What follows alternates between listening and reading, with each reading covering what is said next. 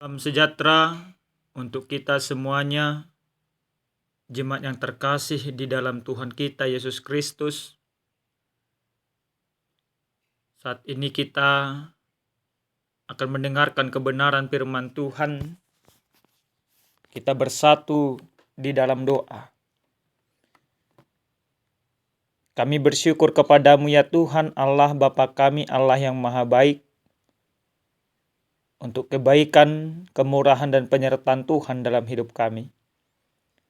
Sebentar Tuhan kami akan mendengarkan firman-Mu. Biarlah kiranya firman-Mu ini menyertai kehidupan kami, dalam nama Yesus kami berdoa. Amin. Jemaat yang terkasih di dalam Tuhan kita Yesus Kristus, adapun sabda Tuhan yang sampai kepada kita pada saat ini tertulis dalam kitab Mazmur 133 ayat pertama sampai dengan ayat yang ketiga. Demikian kebenaran firman Tuhan. Nyanyian ziarah Daud. Sungguh alangkah baiknya dan indahnya apabila saudara-saudara diam bersama dengan rukun, seperti minyak yang baik di atas kepala, meleleh ke janggut, yang meleleh ke janggut Harun dan leher jubahnya, seperti embun gunung Hermon yang turun ke atas gunung-gunung Sion. Sebab kesanalah Tuhan memerintahkan berkat kehidupan untuk selama-lamanya. Demikian pembacaan kebenaran firman Tuhan. Jemaat Tuhan yang terkasih di dalam Tuhan kita Yesus Kristus. Tentu kita sepakat bahwa setiap orang atau setiap rumah tangga atau setiap individu mendambakan, mengharapkan, mendoakan, yaitu untuk mendapatkan kehidupan yang rukun di dalam kehidupannya, atau mendapatkan hidup yang harmonis. Entah dia orang kaya, entah dia pejabat dan lain sebagainya. Karena jabatan, kekayaan, kehormatan rasanya akan sia-sia kalau di dalam kehidupan di tengah-tengah rumah tangga tidak mendapatkan yang namanya kerukunan. Bapak Ibu yang dikasihi Tuhan kita Yesus Kristus, kerukunan sesungguhnya menjadi impian setiap orang, di mana ketika terjadi kerukunan maka manfaat daripada kerukunan itu akan memberikan kebahagiaan kepada individu, kepada rumah tangga, atau kepada kelompok-kelompok yang ada di dalam kehidupan ini. Di dalam kebenaran firman Tuhan yang sampai kepada kita pada saat ini, di mana pemazmur dalam hal ini Daud, dia mendambakan kerukunan. Kenapa? Karena memang situasi kehidupan Daud dan bangsa Israel pada saat itu sangat-sangat mengkhawatirkan. Maka Daud menuliskan mazmurnya ini menjadi sebuah harapan, sebuah doa, dan sebuah keinginan. Apa yang dikatakan di dalam ayat pertama dalam perikop kita pada saat ini. Dalam ayat yang pertama ini menggambarkan kedamaian, kegembiraan yang dirasakan oleh orang-orang yang bersatu di dalam Tuhan.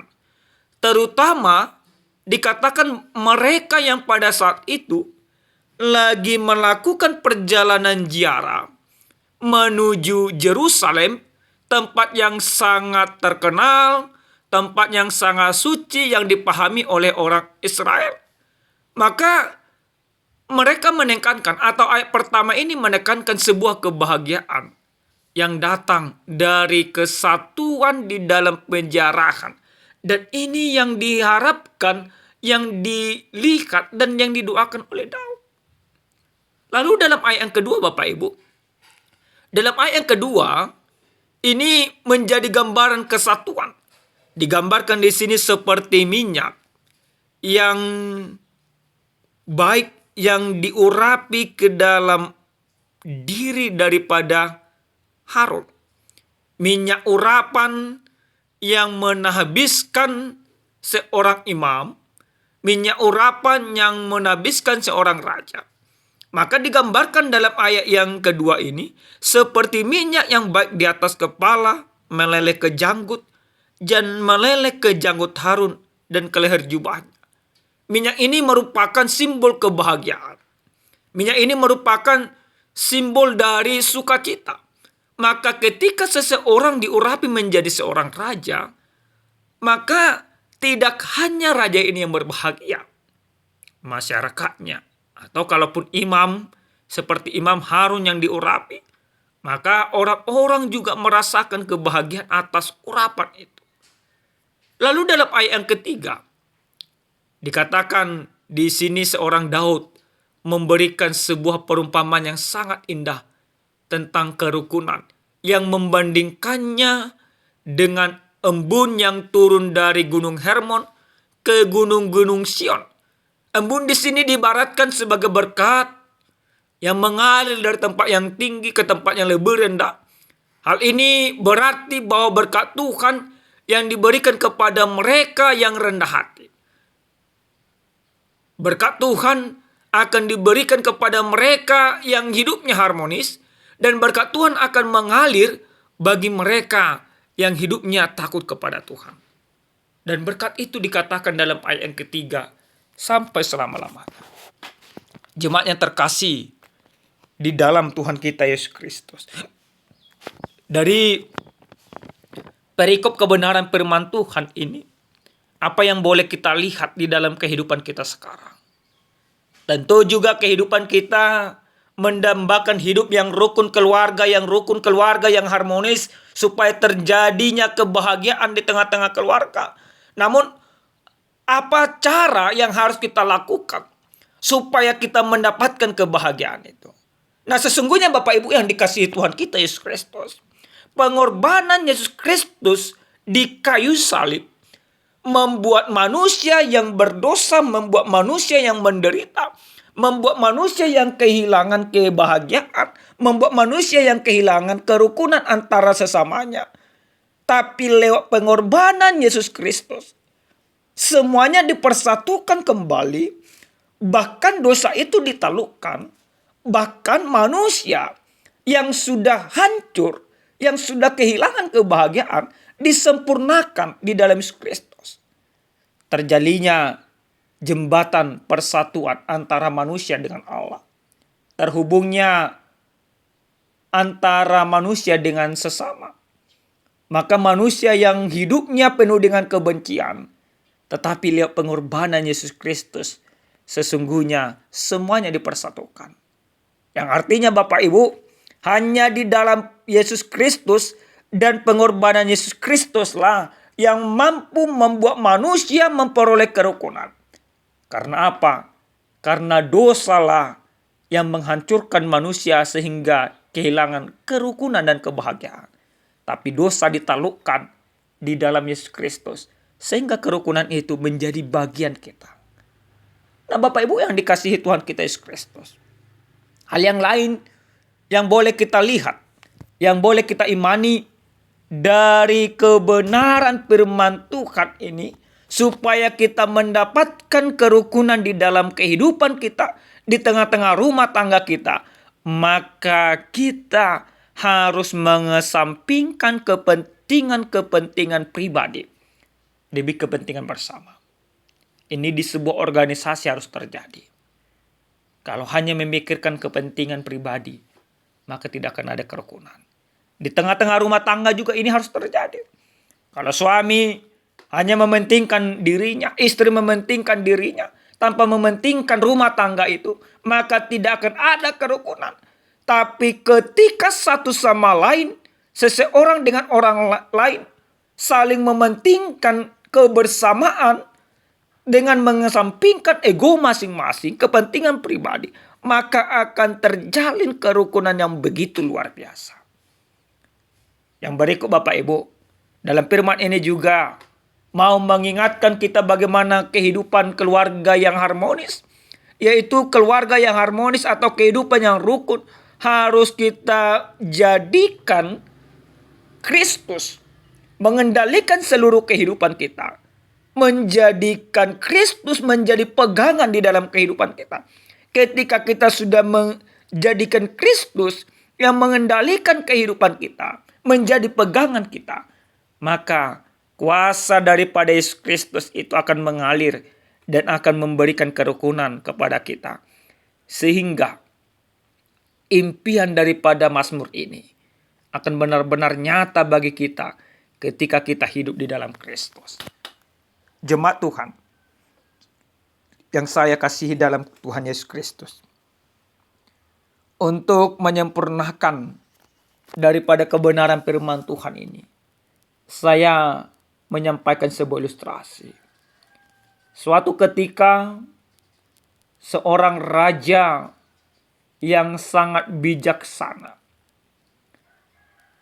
mengumpulkan orang-orang terbaik di dalam pemerintahannya. Karena raja mendengar bahwa ada singa yang sering memakan ternak daripada para petani dari masyarakatnya.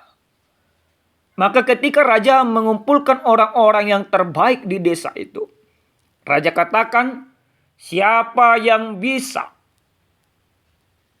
menangkap singa itu, maka aku akan memberikan hadiah yang luar biasa baginya.